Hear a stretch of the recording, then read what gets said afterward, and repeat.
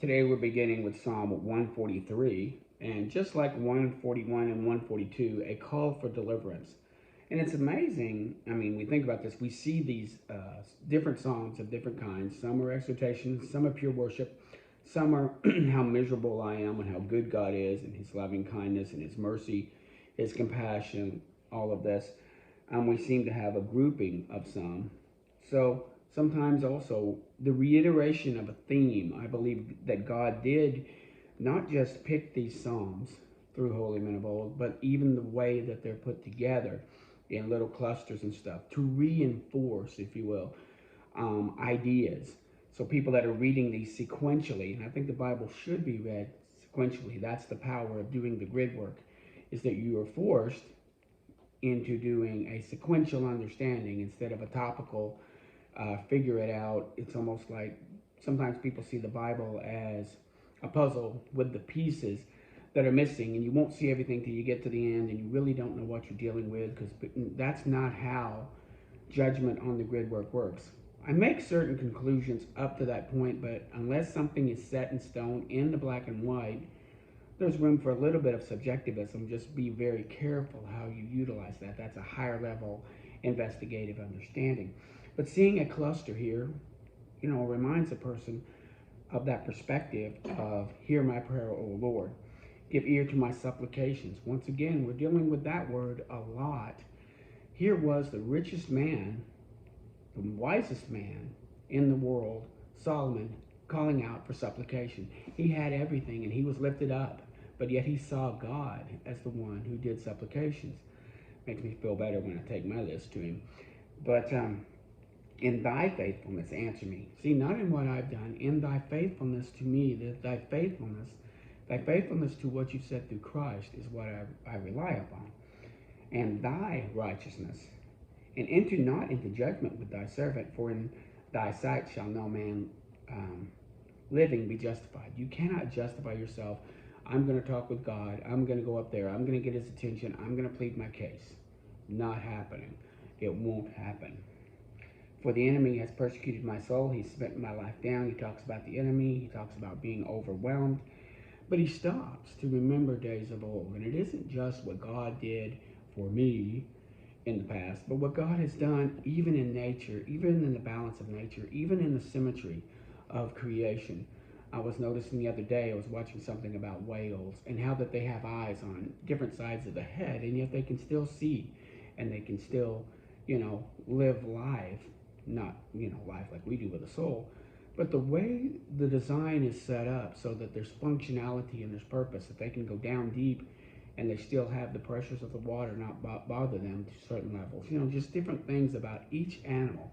The fur of an animal, the claws, the wings, the fins, all of this stuff.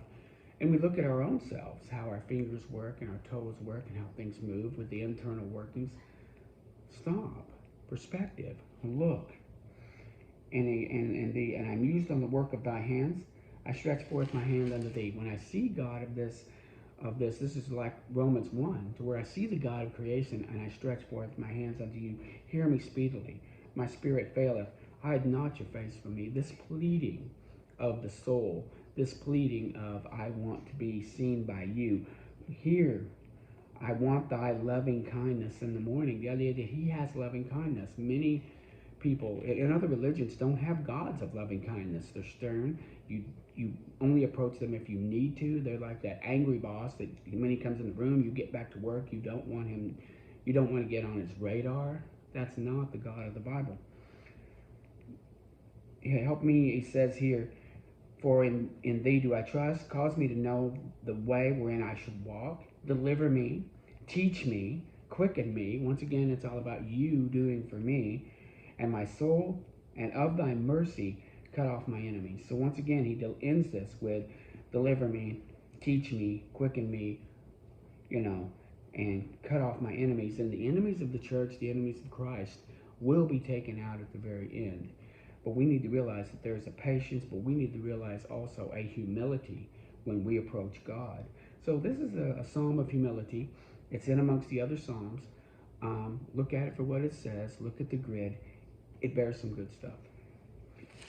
Going back, we Finished off with Solomon and the things that he built and how he built cities. And now he's going to be visited by a woman named Sheba. And once again, I'm bringing the map up because I was educating myself. Again, Sheba's down here on the bottom, and he's way up here, way over here in Israel. And so she hears about all of this. Of course, that's still on the same continent. His fame went off to the entire world at that time. All kinds of kings came to him to talk with them. She heard of it.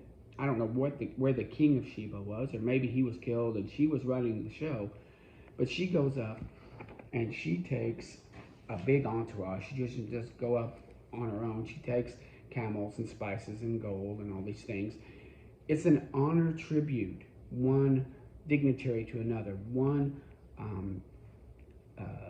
high person, one king or a queen to another. It's a certain level of respect to bring things into play. So she goes up, she hears about him, she hears about the fame, she also hears how smart he is. She isn't just going to see the show. She has hard questions, and again, people around there they lived in a massive confusion. What God do you worship? Why do you get from gods? How do you, why this, why that? Why is there suffering? Why is there hurting? But also, how does this work? We also see that in his wisdom, Solomon, after his prayer, God helped him. It says that he understands all things. He understands nature. He understood animals. He understood psychology, sociology, how we work together. He saw patterns, and he worked within those patterns. He worked with craftsmen. He helped them design these beautiful things, this chair and this city and all the houses. He didn't just make something that was a 4x4 square and put a chair in the corner. He made lavish, for him. And again, silver was as common as stones on the street. People had cedar available like sycamores. This was a very good economy. So she hears about it. She's on her way. She comes up with a great train of camels and gold and precious stones. And she communed with him and told her everything that was in her heart. Every idea she had, every question. She's very knowledgeable. She had obviously been very well educated in all the history of the area and all the different things. She knew about what had happened with the Israelites. They knew what had happened. This was history. This wasn't something that was just considered fancy or fiction. She understood what had happened to Egypt. She had understood what had gone on in these different areas. And so, and the meat was at his table, and the sitting of his servants, and the attendance of the ministers, and all the apparel of the cupbearers. When she got there, and you can think about this, and I think about this, a queen.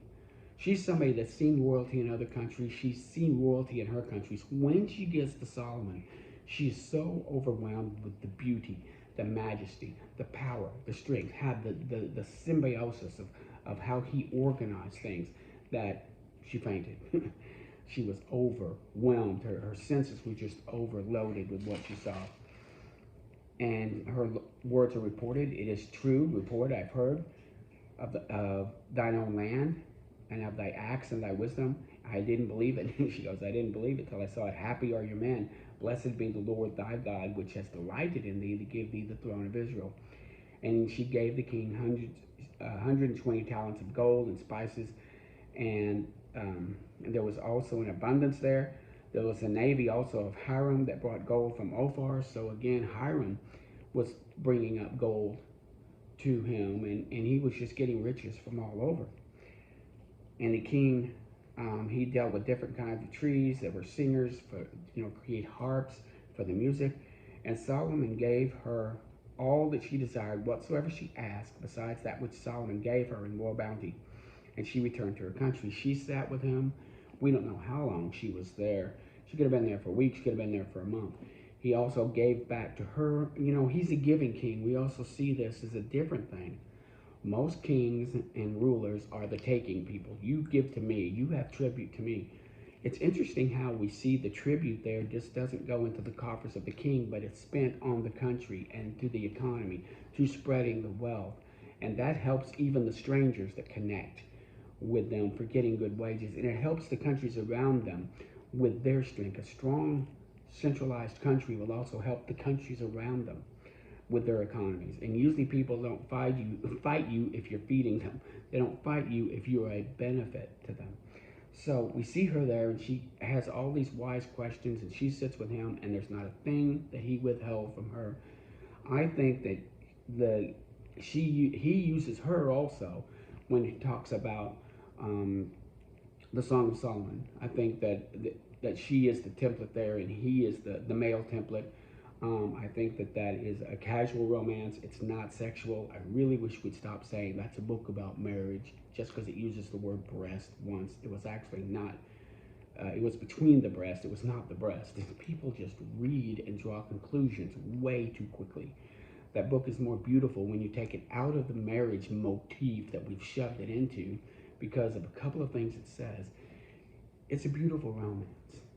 And you could even say it would have even been, a nice friendship between a man and a woman. Here he has a almost equal, co-equal. You don't see him relating to the daughter of Pharaoh like he does with Sheba. You don't see also, you'll see later where his wives pull him away, but she lifts him up. She asks questions. She is on the same level. And I believe that she is. I believe also when wisdom calls in the street, I believe that's Bathsheba, but also there's a little bit of Bathsheba. I think Bathsheba, his mom, was a very wise woman. I think he uses her as a motif in Proverbs, talking about the good woman. But I also think there's an inkling of Sheba there, the idea that she's wise. So Solomon has met with this woman, and they exchange their gifts and stuff, and she walks home wiser, goes home wiser. And it talks about his splendor here and all that he did, if you want to read that, how he had made things of gold, and he had 300 pounds of gold beaten, and he makes shields of gold. He has made a great throne of ivory.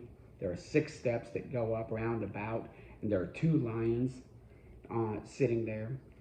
So he has got these lions on each side and 6 steps coming up to him. So, you just don't walk up to the king. He has drinking vessels made of gold. None were silver. Nothing which was accounted for as nothing. To have silver in your house was nothing. I mean, I remember we had silver, and you always had to polish it and keep it away for special occasions. Silver was nothing at that time. The king had, Hiram brought stuff in. They brought in gold and silver. They brought in apes, peacocks, whatever he thought he wanted to have, he brought in. He exceeded in the kings of riches and wisdom, and all the earth sought to hear his wisdom. So again, it just wasn't Sheba showing up. He would have a constant entourage of kings and dignitaries and princes all wanting to hear and be. He was the celebrity. He was the king. How mighty he was, and then in one chapter we'll find out how he falls. Sorry, spoilers. And every man brought vessels of gold and silver, and he gathered chariots and horsemen. He had a very powerful army, and he made silver to be as stones in Jerusalem and cedars like sycamores, like I had said earlier. He did all of this, and he had horses brought in from Egypt. Again, these very powerful animals brought in. And so it talks about all that he did there, how he set up his military. So he has done some great things here, and he sets himself up. But I'm going to go a little into 11 here. But, and when you see the word but in the scriptures, you know things are going to take a left turn. A lot of times. We're doing this, but. And again, we have to realize that Solomon is a man, a person, like everyone else. But Solomon loved his strange wives. Strange means wives that have a different philosophical viewpoint. We're taught not to be unequally yoked with non-believers. If you're going to be with non-believers, understand who you're dealing with and be fairly equally yoked. If you're going to get into a contract or a commitment with someone that isn't a believer, understand what you're getting into, what you're bringing to the table, what they're bringing to the table, and make sure that it's equitable. This is why this is used mostly for marriage, but it's very hard for someone of 2 different religions or 2 different economies, 2 different viewpoints on life to actually have a happy marriage because they're coming at things from 2 different point of views. It's strange. That's why it's called strange, is that, 2 things that are put together that don't go together, that don't fit together, that have no purpose. Later on, it talks about strange flesh in the Revelations, and this again is 2 things that don't go together. That might be an allusion to this kind of cyborg-like future they want to have for us, where we have prosthetics when we don't need them, or we're connected to the internet through our head, or different things like that. That's strange. That's not how it was made or created to be. Now, I'm all for prosthetics. You know, if you lose a leg, lose an arm, lose an eye, whatever you need to do, that's different. But when you're mutating and changing yourself simply because you're trying to upgrade, you're going to miss out on the great upgrade. But he listens to his wives, and they came all the way also from Moabites, Ammonites, Edomites, Zidonites, and Hittites. Now, he got wives from the nations around them. Okay, you're doing that for peace and with the kings there, and you're creating alliances. Again, this is very similar to what he did with Pharaoh. But he let himself be influenced by those women. He should have stayed in his frame, but he let them influence him.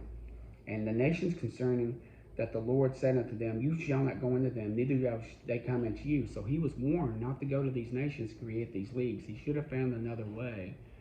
He should have actually stayed strong in a tribute kind of orientation instead of a commerce and political association. See the difference there? He should have been over them, and that sounds bad to say, instead of with them, because when you're with them, they come in with you. God had warned them. He even says in 11:2, he says, you shall not go into them, neither shall they come unto you. For surely they will turn your hearts away after their gods. And he claved unto these in love. So he allowed his emotions, he allowed himself to be carried away in love for these women. Sometimes love in a man's heart is not just, I feel warm thoughts.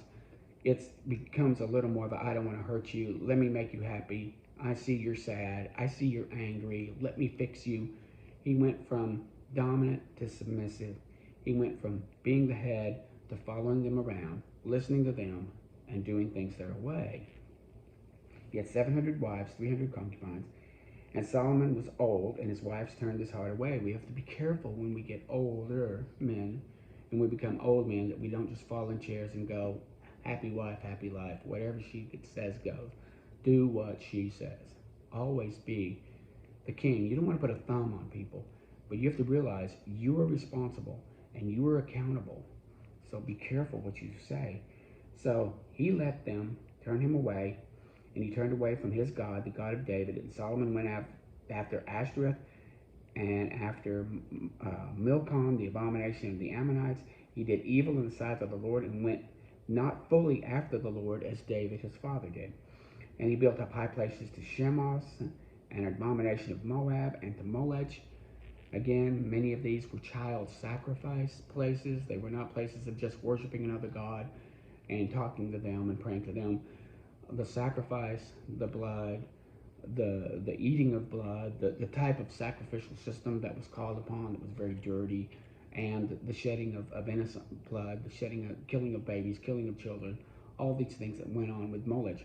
You always find hypersexuality and baby murder running in tandem, because one has to have the other. You can't have one without the other. You can't have a hypersexual area without doing something about the children that are being born because of these activities. You reap what you sow. And he built high places to them, and he did this for his strange wives, again, so that they might participate. I want to worship. You're not letting me worship. You're stepping on me. You're manipulating me. I'm not getting my way. You owe me. I married you. I miss my dad. Blah, blah, blah. Finally, he just gives in. Says, okay, I'll set this up so you can worship your God here. What harm can that do? And so they burned incense to these gods. This made the Lord very angry, because he turned his heart away from the Lord and had commanded him concerning these things. And he told them earlier, again, several times, we saw that if you don't turn away, if your children don't turn away, we're going to see a curse coming. And that curse is a rising up of adversaries, and later on, a rending of the kingdom. The kingdom will be torn into 10 parts and 2 parts. And God is doing this as a judgment for this king's sin.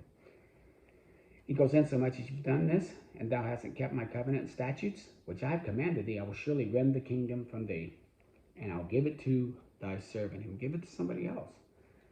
But I won't do this in thy days for David's sake. He's not for yours, not for your sake. I'm doing this because of my promise to David.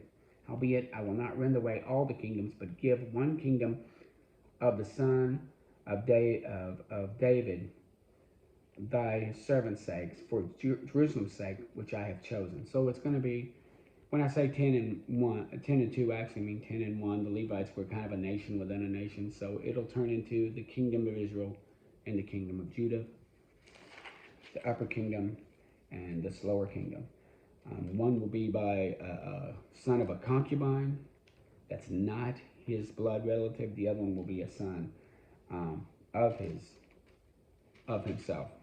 We'll meet Jeroboam and Rehoboam tomorrow. But the idea is, as the wonder, we've got this strange little study I'm doing where we reveal the wonder of one hand, and unfortunately, where I'm going to end with the destitution on the other. It's sad. We need to learn from it. We need to be aware that destitution can come to any of us, but the fulcrum will not be, just the economy or the loss of a job or the loss of health or whatever. It'll be our attitude towards sin. We seem to be pulling away from sin as a nation and as a church. You hardly ever mention sin is hardly ever mentioned anymore. We're only about the good things. We want the Solomon without the accountability and responsibility of following God to be that Solomon in society. So, ends on a down note, a little bit somber, but it's something we need to learn, and we need to learn from, because we don't want to be like Solomon. Thank you.